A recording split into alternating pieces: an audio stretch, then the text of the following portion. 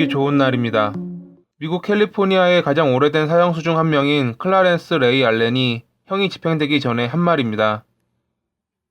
2006년 1월 17일 오전 12시 38분. 그는 77세의 나이로 세상을 떠났고 자신을 보러 온 지인과 가족들에게 감사하다며 사랑한다 전하고 형장의 이슬이 됐습니다. 그는 과연 무슨 끔찍한 짓을 저질렀기에 사형수의 삶을 살았을까요? 클라렌스는 1974년에 지역 마켓을 털기 위해 사람들을 모집했습니다.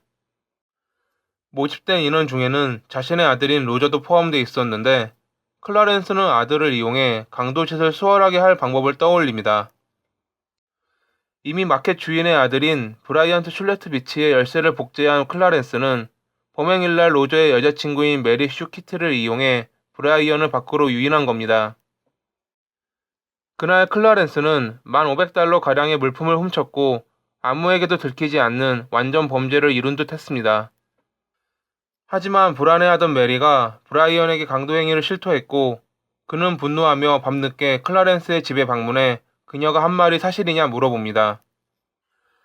그녀가 자백한 이상 사실대로 말할 수밖에 없었던 클라렌스는 당신들을 고발할 거야 라고 말하며 떠나는 브라이언을 지켜볼 수밖에 없었습니다. 그날 밤 회의가 열립니다.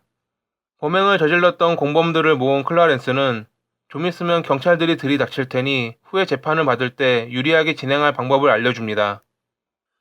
그 방법은 자신들이 범행을 저질렀다는 걸 아는 증인들을 모두 없애는 것. 사실 평범한 남성이라 생각했던 클라렌스는 마피아의 히트맨이었고 자신의 계획을 수틀리게 한 이들을 가만히 놔두지 않겠다 선언합니다. 다음날 경찰이 출동해 클라렌스를 체포했고 그는 감옥에 수감돼 재판을 기다리고 있었습니다.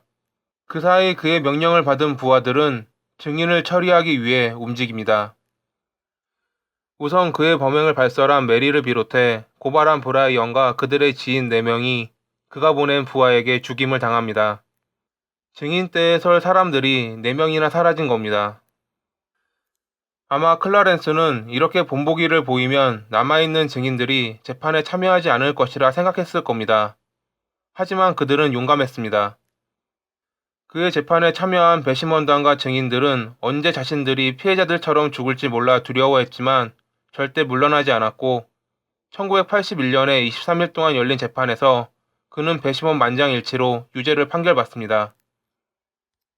결국 그는 명확한 증거가 남은 청부살인을 비롯해 과거 벌였던 폭력범죄와 강도행위가 추가되며 1987년 캘리포니아 대법원으로부터 사형을 선고받습니다. 당시까지 캘리포니아에선 사형수가 총 646명이 나왔고 이는 미국에서 가장 많은 인원이었지만 그에 비해 형이 집행된 비율은 다른 주에 비해 상대적으로 낮았습니다. 사형수가 형이 집행되기 전까지 평균적으로 16년이 걸립니다. 이는 억울한 누명을 방지하기 위해 그동안 사형수의 죄를 명확히 재검토하는 기간이 포함되어 있습니다. 클라렌스의 형 집행 역시 오랜 기간 미뤄졌고 26년 만에 독극물 주사로 인해 생을 마감하게 됩니다.